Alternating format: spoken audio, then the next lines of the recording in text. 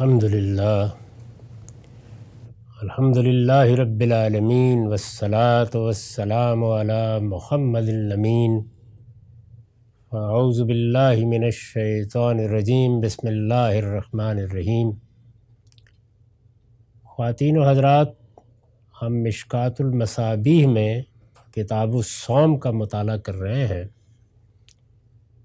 صوم المسافر کا باب زیر بحث۔ وعن انس قال كنا مع نبی صلی اللہ علیہ وسلم فی السفر۔ انس رضی اللہ عنہ کہتے ہیں کہ ہم رسول اللہ صلی اللہ علیہ وسلم کے ساتھ سفر میں تھے۔ فمنا الصائم ومنا المفطر، تو بالکل وہی تھا جیسے کہ صحابہ کا طریقہ رہا کہ بعض لوگوں نے اپنی استعداد یا اپنی استطاعت کا اندازہ کر کے روزہ رکھ لیا، اور بعض لوگوں نے یہ خیال کیا کہ وہ سفر میں روزہ نہیں رکھیں گے۔ فنزلنا منزلا فی یوم حار، تو ہم ایک ایسی جگہ پر اترے کہ جہاں بڑی گرمی کا وقت تھا۔ فسکت الصوامون، تو جن لوگوں نے روزہ رکھا ہوا تھا وہ تو جاتے ہی ڈھہ گئے، اس لیے کہ روزہ، گرمی، سفر کی مشقت۔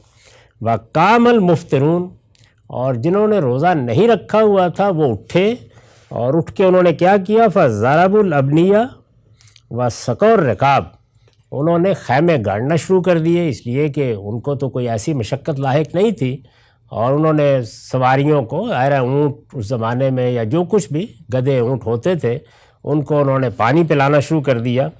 فقال رسول اللہ صلی اللہ علیہ وسلم، تو رسول اللہ نے فرمایا ذهب المفطرون اليوم بالاجر، بھائی آج تو روزہ چھوڑنے والے اجر لے گئے۔ یعنی بعض موقعوں کے اوپر ایسے حالات ہوتے ہیں کہ اگر سبھی روزے رکھ کے بیٹھ جاتے اور سبھی سفر میں ہوتے تو سب وہاں گرے پڑے ہوتے۔ تو حضور نے فرمایا کہ اس میں یہ کوئی چیز نہیں ہے، یہ لوگ تھے انہوں نے روزہ چھوڑ دیا سفر کی مشقت کی وجہ سے، لیکن یہاں آ کے ایک بڑی خدمت کر دی۔ یعنی یہ لوگ تو اس پوزیشن ہی میں نہیں رہے تھے کہ یہ کچھ کر سکے، یہ اٹھے، انہوں نے اٹھ کے خیمے بھی لگائے، جگہ بھی تیار کی، اور جانور جو بیچارے پیاسے آئے تھے ان کو پانی بھی پلایا۔ تو اس طرح انہوں نے خدمت کی، تو فرمایا کہ ذهب المفطرون اليوم بالاجر، یعنی روزہ رکھنے کا اجر وہ تو ملتا ہی ہے، آج تو روزہ چھوڑنے والے اجر لے گئے۔ کیا بلیغ فکرہ ہے، اور یہ اللہ کا پیغمبر ہی اس طریقے سے لوگوں کو توجہ دلا سکتا ہے۔ تو آپ نے فرمایا کہ اس طریقے سے چیزوں کو دیکھنا سیکھو۔ وعن ابن عباس قال، ابن عباس رضی اللہ عنہ کی روایت ہے، وہ کہتے ہیں خرج رسول اللہ صلی اللہ علیہ وسلم من المدینہ الی مکہ، کہ رسول اللہ صلی اللہ علیہ وسلم مدینہ سے مکہ کی طرف سفر کے لیے نکلے۔ فصام حتی بلغ عسفان، آپ نے روزہ رکھا ہوا تھا یہاں تک کہ اس سفر میں عسفان کے مقام پر پہنچ گئے۔ ثم دعا بماء فرفعه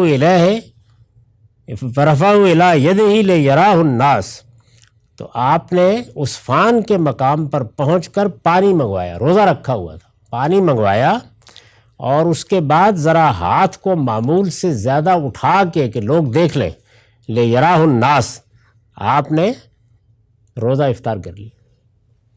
ثم دعا بماء فرفعه الی یدہ لیراہ الناس فافطر حتی قدم مکہ، اور اس کے بعد پھر سفر جاری رکھا، یعنی افطاری کی حالت میں یہاں تک کہ مکہ پہنچ گئے۔ اب ظاہر ہے کہ آدمی خیال کرے گا کہ یہ شاید کوئی نفل روزہ تھا، فرمایا وذالک فی رمضان، اور یہ رمضان ہی کا مہینہ تھا۔ فکان ابن عباس یقول، ابن عباس رضی اللہ عنہ کہا کرتے تھے قد صام رسول اللہ وافطر، رسول اللہ نے روزہ بھی رکھا ہے، افطار بھی کیا ہے۔ فمن شاء صام ومن شاء افطر، اور جو چاہے وہ سفر میں روزہ رکھے اور جو چاہے افطار کر لے۔ اور اسی طرح اسی باب میں ایک اور اضافہ نقل ہوا ہے کہ انہ شرب بعد العصر، یعنی یہ آپ نے افطار بھی عصر کے بعد کیا جب تھوڑا وقت باقی رہ گیا تھا۔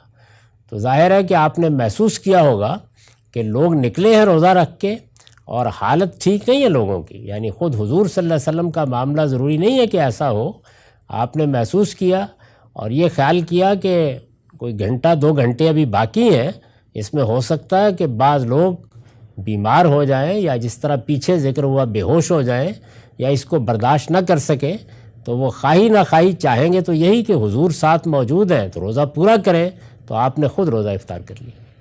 یعنی یہ گویا تعلیم دی اس بات کی کہ اگر اس طرح کی صورتحال پیدا ہو جائے اور اس میں آدمی روزہ افطار کرے تو اس میں بس وہی قضا ہوگی، یعنی روزہ آپ پورا نہیں کر سکے، بعد میں ایک روزہ رکھا جائے گا، یا اگر آدمی اس پوزیشن میں نہیں ہے تو فدیہ ادا کرے گا، تاہم اس پہ کوئی حرج کی بات نہیں۔ تو سفر میں، مرض میں، خواہ آپ ابتدا میں یہ فیصلہ کر لیں، بعد میں یہ صورت پیدا ہو جائے تو اللہ تعالیٰ نے اس میں افطار کی اجازت دی ہے، یعنی نہ رکھیں اس کی بھی اجازت دی ہے، اور اگر ایسی صورت پیدا ہو جائے کہ روزہ رکھ لیا تھا لیکن مشقت برداشت نہیں ہو رہی تو افطار بھی کر سکتے ہیں۔ تو یہ سب باتیں حضور نے اپنے عمل سے واضح فرما دی۔ وعن سلمۃ بن المحبک قال قال رسول اللہ صلی اللہ علیہ وسلم من کان لہ حمولہ تأوی الی شبن فلیصم رمضان من حیث ادرکہ۔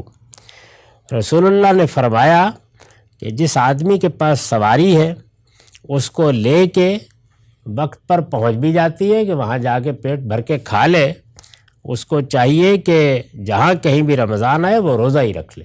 ظاہر ہے کہ یہ بھی انہی تمام حدود کے ساتھ ہدایت فرمائی ہے کہ اگر تحمل کر سکتا ہے تو محض یہ خیال کر کے کہ میں سفر میں ہوں، چونکہ قرآن مجید نے کہہ دیا ہے کہ سفر میں اجازت ہے تو مجھے ہر حال میں روزہ چھوڑنا ہی ہے۔ آپ نے فرمایا کہ سفر میں فرق ہوتا ہے، آپ کے پاس بہت اچھی سواری بھی ہے، موسم بھی ایسا ہے، پیٹ بھر کے کھانا بھی آپ جہاں پہنچیں گے وہاں کھا لیں گے، سحری میں بھی کوئی مسئلہ نہیں، افطار میں بھی کوئی مسئلہ نہیں، تو اس میں کیا ضرورت ہے روزہ چھوڑنے کی؟ اگر رکھ سکتے ہیں تو جہاں بھی رمضان آ جائے، سفر میں آ جائے، حضر میں آ جائے، آپ روزہ رکھ سکتے ہیں۔ بہتر ہے کہ آدمی روزہ رکھ لے۔ تو یہ جو مختلف باتیں ہیں یہ سب اپنے اپنے موقع کے لحاظ سے، ان کی اصولی تعلیم وہی ہے کہ اللہ کی دی ہوئی رخصتوں سے اپنی استطاعت و استعداد کا اندازہ کر کے فائدہ اٹھانا چاہیے، اور کبھی فائدہ اٹھائیں تو یہ خیال نہیں کرنا چاہیے کہ آپ نے کوئی کم تر درجہ اختیار کر لیا ہے، یہ اللہ کی دی ہوئی رخصت ہے، اور گویا دوسرے لفظوں میں اللہ کا صدقہ ہے، اور بندے کو اسے قبول کرنا چاہیے۔ تاہم اگر کوئی شخص روزہ رکھنے یا نماز پوری پڑھنے کا فیصلہ کرے تو یہ کوئی گناہ کی بات نہیں ہے۔